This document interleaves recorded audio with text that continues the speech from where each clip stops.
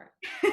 My name is Dynahlee Padilla. I'm an alumna of SUNY New Paltz from 2019. I was a journalism major and Spanish minor. And today I have Gina Vriens, an alum of 2006, with us. So please introduce yourself. So thank you so much for being here. Absolutely. Thanks so much for having me and for inviting me to be part of this series. My name is Gina Vriens, and as you mentioned, I graduated in 2006 with a communication and media major and a minor in sociology. I live in New York City right now. When I graduated from college, I started working right away in New York. In the world of production, but right now I'm currently building strategy for customer success and for a trade show network, a national trade show network called Emerald X. And I don't even know where to go from there. So I guess my question then is it looks like you have a lot of experience in different things. And so I'm wondering, how did you venture from your New Paltz experience to this customer strategy experience to also being a founder for Classic Dutch Cookie? Let's talk about all those things. Yeah, sure. That's a great question. So I think at New Paltz, like one of the things that I really appreciated of New Paltz was that it was so small, and in the way that you could talk with your mentors and with your professors to really try and hone in on what you wanted to do and maybe take a path less traveled. And I think that's kind of like my life in a nutshell, is that I just kind of kept going and trying something different. So while at New Paltz, I studied abroad twice. I did my first semester at Kingston University with a small group of us, because then a group of 15 of us said, oh, I do. And so by doing that first experience, it was something different. And so then I had exposure to living overseas, studying with international students, and then when I came back to New Paltz, I thought, well, that was such a fantastic experience. I really want to be able to do that again. And so, maybe the curiosity is what kills a cat. But then I thought, well, how can I make this work so that I don't graduate with, a million years of debt, but also, so that I can graduate in the 4-year span, but study abroad again. And I think that's where New Paltz really kind of made itself so unique, and that it allowed me to find courses that would count in my major, that wouldn't keep me back, but it still allowed me to do, what it was that I wanted to do. And that curiosity of just sort of asking and pushing and sort of seeing where something might take you is really how I ended up where I am now today, because I think, I wasn't one of those people who graduated and said, I'm going to become a doctor, I'm going to become a teacher. I didn't know what I wanted to be. I studied communication. But I did know that I was super curious, and I did know that I was, interested in a lot of different things. And so that curiosity led me to a career in, as I mentioned before, I started in production, and then I moved into Fortune 500 companies. And then I moved into, working with software and technology, and now today in strategy and building and sort of pushing that idea and that philosophy, like what can we do better and what can we do more of, and sort of just keep pushing that envelope is how I've gotten now into strategy, and also ultimately how I decided to launch a business at the end of last year. Talk about perfect timing and COVID and stuff, but just in sort of seeing like what else is out there, what else can life offer, and what can I do that's different, that keeps me learning and constantly growing and constantly figuring something else out. Because starting a business is definitely one of those pieces where you learn so much about yourself, but also so much about like the world around you and how things work. And so has been a interesting project that I do in my spare time. Oh man, well, that's definitely a process and a journey. And I love that, you said you were a communications major. That in itself, like the ability to communicate and still be curious and ask questions, those are some of the same reasons why I did journalism, because I wanted to understand what it's like to sort of ask those questions, get those answers, find a story, and just communicate what other people are going through. So it's really cool that whole experience led you down the road of doing various things. Mm-hmm. And so my next question to you then is, what is it like sort of just starting this whole new project just last year with classic Dutch cookies. And I saw on the website, it said it's the only traditional, correct me if I'm wrong, stroopwafel experience in New York City. So, Yeah. I'd love to hear like about that. Sure. So it's pronounced stroopwafel, like stroop, like Okay. a rope, and you add an ST to it. Okay. Stroopwafel. Stroopwafel. Got Yeah, it. perfect. Excellent. Well, you know how to say it. Yeah, so starting stroopwafel, and it was an idea that I always wanted to have, because I've been to a lot of events in my lifetime and growing up in New York City, and I, find myself at the Jacob Javits Center or the Metropolitan Pavilion and think like, this food stinks. But it'd be so great if I had like a freshly made cookie. And so my family is Dutch. My heritage is from the Netherlands. And so I grew up going to Holland and visiting my grandparents. And then we'd go to the market and we'd get one of these fresh stroopwafels made right off an iron. And you'd smell it walking through this market, and it's caramel and it's gooiness. And it's something actually we don't have here in America. And it was one of those things that I always said, like, oh, I'm just going to like one day start that business. And one day I'm going to do it. And then I thought, like, when is that day? There's no day like today. So I just decided to book a vacation. I'm still employed, so I booked a vacation to Holland, and I found a baker, and I went down this whole really funny rabbit hole of connecting with Dutch people through Facebook groups. And people then recognized my name. My last name is Vriens, which is not an American name. But it is a Dutch name. And my father was a journalist as well. So somebody in the Facebook group said, oh, are you the daughter of Ton Vriens? And I thought, oh, this is weird. And so this other journalist said, well, my nephew has a stroopwafel business in Brazil. Maybe he'd be willing to talk to you about how he came to his recipe and where he got his irons from and all those kinds of things. So I started connecting with different entrepreneurs around the world who started stroopwafel businesses. It's like a stroopwafel is a very thin cookie that has an imprint of a waffle, but it's not like a Belgian waffle. It's like a tighter knit, little squares. It's super thin, and it sits on the top of your coffee cup. And the idea is that if you're not getting it straight off of the iron, the steam from your coffee reheats the center of the cookie, and it makes it the caramel like gooey again. So I thought, well, right, it's one of those cookies that just makes your mouth salivate and think like, oh, this is so amazing. And I seriously have a problem eating my own supply. But it was just something I always wanted to do. And so I reached out to Facebook groups, and I found other Dutch people to connect with, and I flew out there and I met a baker, and we learned how to make the cookie, and I got myself an iron. I schlepped this humongous machine that now lives in my kitchen back to America. And just to, again, be one of those exploratory people, but just sort of think like, I have always wanted to do this, why not? Just see what's the worst that could happen. And, I had given myself a little goal when I launched business last year of, why don't I just see if I can make them and sell them and see if I can, run an event and go and try it. And within like the first 2 months, I launched the business at the end of the year, so October 2019. I had surpassed my goal by 3 times. And, I didn't sign up for one event. I had 3 events. I didn't sell 1 box. I sold 10 boxes. And I thought like, wow, okay, this is actually a thing. I didn't even know I could do this. I don't even see myself as a baker. Like, so it was a whole new experience for myself in so many levels and so much. But now I make them, and it's something I do in my spare time. I just made them on Friday night for the Wyckoff Museum, which is in Brooklyn, which is actually a historical Dutch house. For those of you Brooklyn natives, perhaps you know of it. And they had an event this weekend, a socially distant event. And so they used my stroopwafels to attract those people who stuck it out in the rain, because Saturday's weather was pretty bad. So Wow. yeah, so stroopwafels are an interesting dream, and it's something I do in my spare time now.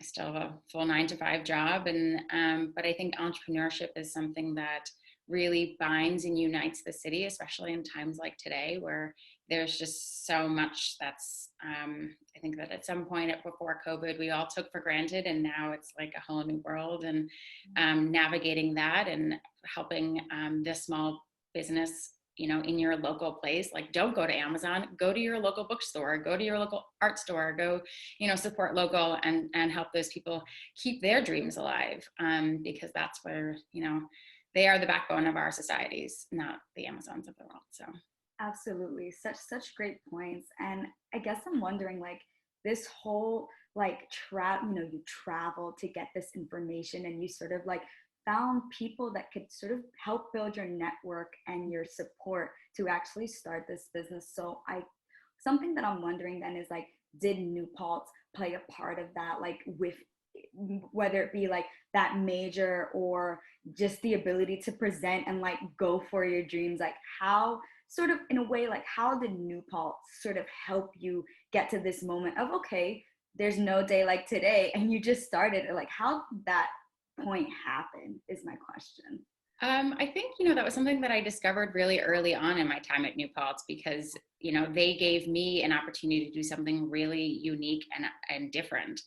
Studying abroad at your first semester of college is unheard of for 99% of college students. Sure. And so having done that, and then, realizing how much I enjoyed studying abroad and how I wanted to try to navigate a way to do it again, I think that's, probably ultimately what New Paltz prepared me for, is like navigating, because everything, there's going to be a million doors in life and a million people telling you no, or that's not smart, or that's not wise, or that's, maybe not the easiest way to go about life.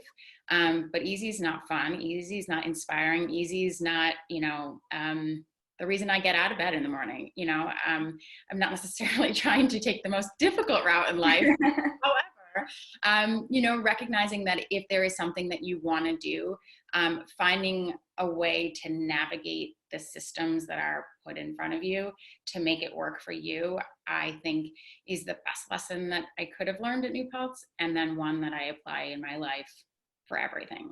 So I always say, like, I might get a no, but that means just that I haven't figured out the right way to do it yet.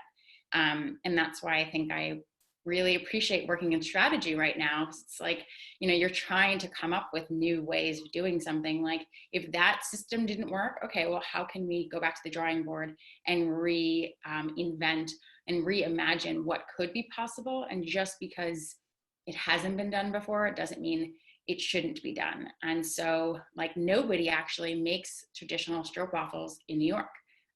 Although there are plenty of Dutch people who live here.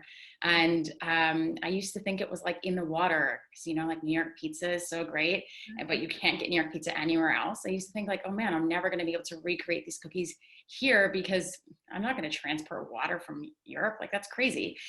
But it turns out it's not the water, it's the butter. And, but, I just sort of like having to think, like, okay, well, what can I do, and how can I do it? And just because it wasn't done doesn't mean that it shouldn't be done. And I think a lot of people thought that studying abroad was maybe out of their reach, or not something that they could have done. And now in hindsight, I meet a lot of adults who then say, like, oh, I wish I would have studied abroad, or that just really wasn't presented to me. And then I think, like, oh, you're not a curious person. Like, you didn't push the book, you didn't push it, you didn't, like, and maybe that wasn't their agenda, or maybe that wasn't their desire. But I think it never hurts to ask. So I'd say that that's like the best lesson that I had at New Paltz, was just ask, and you'll see. You maybe get a no, and then you say, okay, but why? And how can I do that differently? Or how can I do that better? And how can I get you to say yes? And then take it from there. So. Absolutely. Yeah.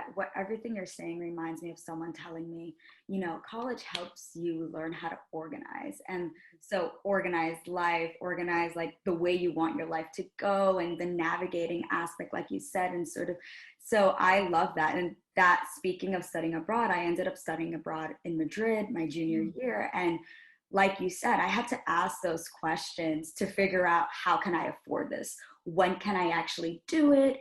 am I going to have enough credits? Am I going to still graduate on time? And you sort of just have this vision and this plan, but without, and that's great, but without asking those questions and pushing those buttons and asking the right people to sort of help you navigate, okay, for you, how did, you knew you wanted to go, but you also wanted to do it again. So how could you do that? So I think that's really cool that New Paltz helped you sort of, inspired you, but also gave you the confidence to just go and ask for it and go fight for it.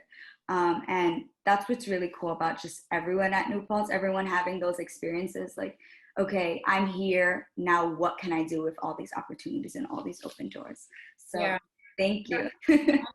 I think that that's, was probably the better part of New Paltz being a smaller school.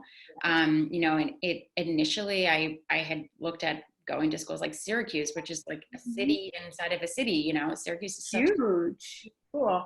And I ultimately ended up picking New Paltz because it was small and quaint. It was easy to get back to the city. I didn't have to fly somewhere, and that wouldn't be such like a big ordeal. Every semester you had to shift your home around. But just that the accessibility to by professors and then to other lifelong learners, I think both in the community of New Paltz and the students and sort of the whole network there was really advantageous to building the future. For sure. I mean, what else drew you to New Paltz? For me, it was definitely, I'm coming from the Bronx, so like an hour and a half from home definitely helped me.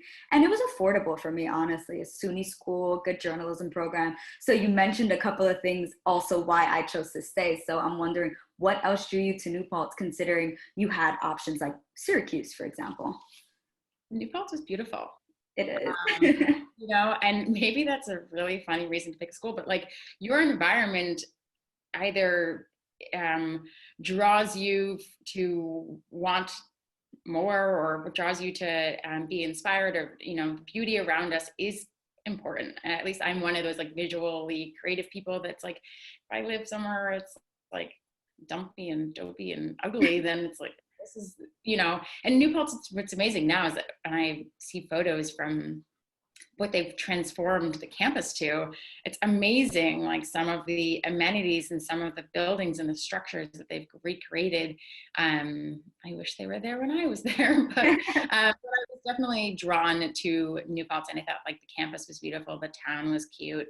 There was life there outside of the school, and there was an equal balance of community interaction with the students, and sort of you could go out to a restaurant if you wanted to, or you could stay on campus, you could go for a walk, you could be not stuck in this little bubble, and that's ultimately why I ended up picking New Paltz.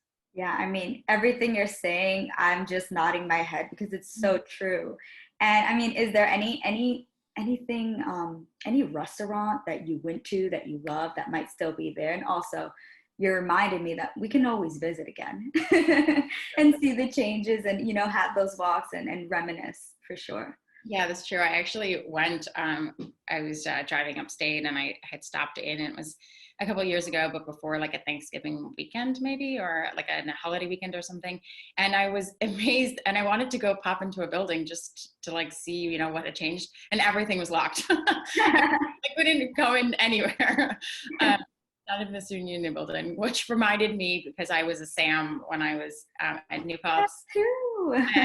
And I still remember like having to lock up the building in your rounds, and sometimes how scary that felt to be doing that by yourself. So coming back to the places, I was glad I had my dog with me. I love that. Oh, that's so cool. I was also a student activities manager too, and like I definitely remember like closing down the entire student union, just like turning off the lights in itself was like, okay, let's do this quickly and so I could get out of here. But right. As long as everyone's safe and out, it's fine. But that's really cool that you were. Do you ever have, I remember we once had this magician / like spiritual healer person who came to campus, who basically was like, I'm gonna tell you where I feel the spirits. And he went through the student union building. He's like, I definitely feel a spirit of like a woman inside this building. And I was like, oh my God, I'm never going to be able to close this building again by myself. And I still remember my roommate, it was one weekend, it was my time to go lock up the student union building. And I go into that room, you know, it's like on the second floor. Everybody knows it's like a corner room that all these like couples would always make out, and you'd be like, oh, awkwardly like, hey, I need you to go home now.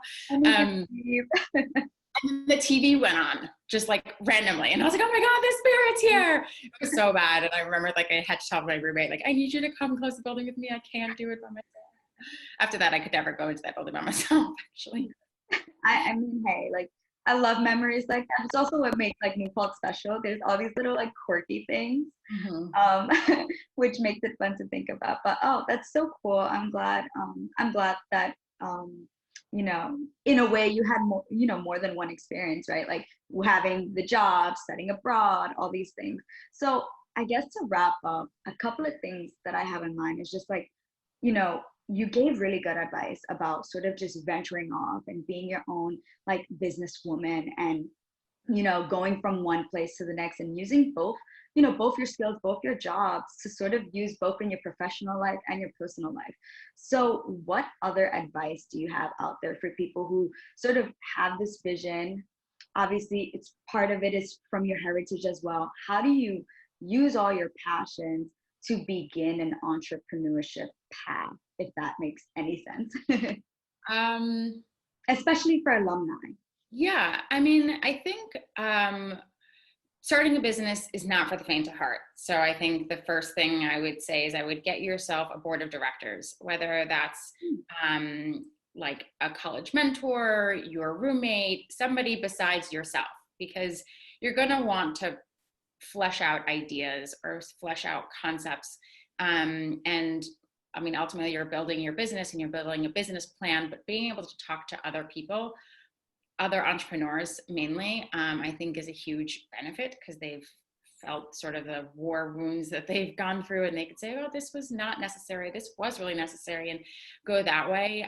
You know, I had gone to an alumni event from New Paltz maybe a year and a half ago, 2 years ago now. And I connected with a number of different professors who all said, you know, New Paltz has their own entrepreneur network that they're trying to develop and part of the business program. And so it's like the Hudson Valley Entrepreneur Network, maybe I believe it's called. And I started going to these, what's kind of interesting is that initially, you know, they were like, oh, we're going to have these weekly seminars in New Paltz. And I thought, well, I mean, New Paltz is close, but it's not that close for me to go from Manhattan to New Paltz every week on a Wednesday or something. And then COVID hit, and then all of those sessions became virtual. So it was kind of a blessing in disguise, because then I could join all of these, and they had these just roundtable discussions, and they would sort of break apart different issues that entrepreneurs face. And people could chime in and ask questions, and they would bring in a speaker and whatever. So I'd say, I'm rambling a little bit, but I'd say, like, as an entrepreneur, if you have an idea that you want to launch as a business, find other entrepreneurs, and then build a network of people that you can speak to about the different things that you're dealing with and different questions that you have. There's also like no shame in building slowly, and sort of exploring what things would look like. Think about money, think about, you know, ultimately like what your financial goals are, and not to undercut yourself, even if you're just starting a business, because there are expenses of everything. New York City is like one of the most expensive cities to start to build a business in. So they tax you for everything. So to be realistic about that and what you might need in your own back pocket to be able to afford that, as well as keeping up your lifestyle as you want it to be, because you don't want to start a business and then lose your home because you haven't thought about things, you know. So to get a business mentor, surround yourself with other entrepreneurs that you can start to talk to. I mean, New Paltz has a great group, but there's also, wherever you are, whatever state you're in, every chamber of commerce has then an entrepreneur wing where they're helping different entrepreneurs, because entrepreneurs are ultimately the job creators of every culture and every city. So it is in every benefit of whatever city operations there are to support those entrepreneurs, because they are ultimately the ones that are creating new businesses for the ecosystem of every city. So, and don't take no. I'd say that was my greatest advice, is that if somebody says that's a stupid idea, say, great, thanks so much for your opinion, and keep moving.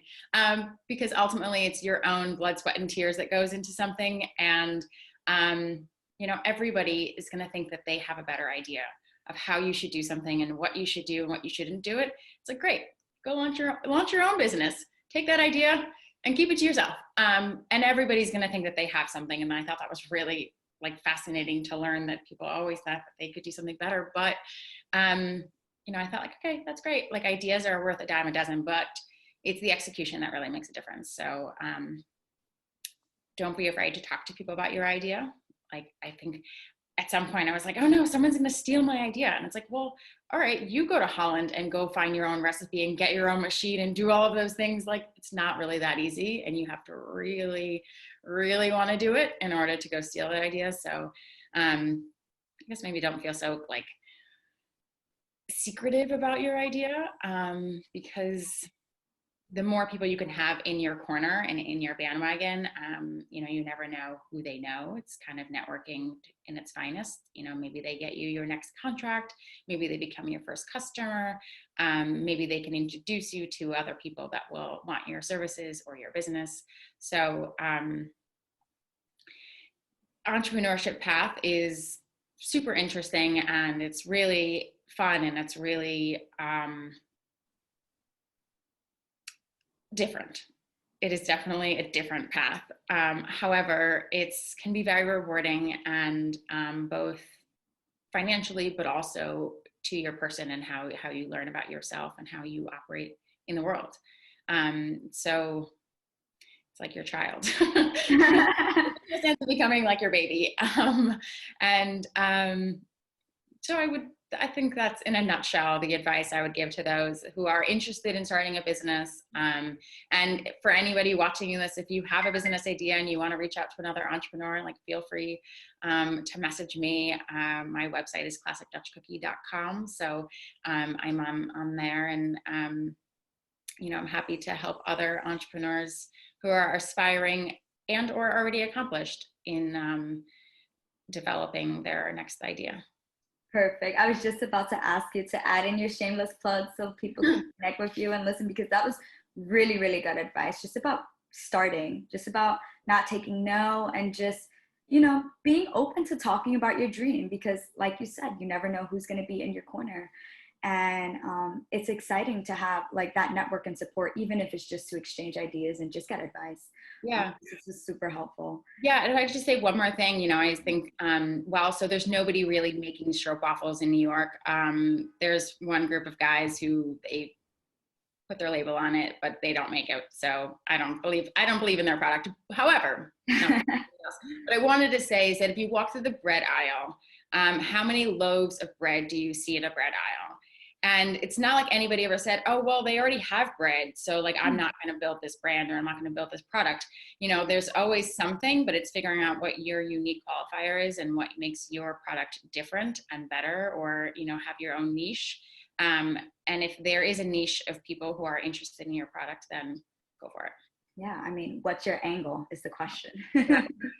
Yeah, awesome. So before we leave, I want to know, is there anyone at New Paltz that you want to give a shout out to? Anyone that sort of helped you along the way, friends, professors, local business owners in town? Oh, that's a great question. You know, I had a favorite professor who recently passed away.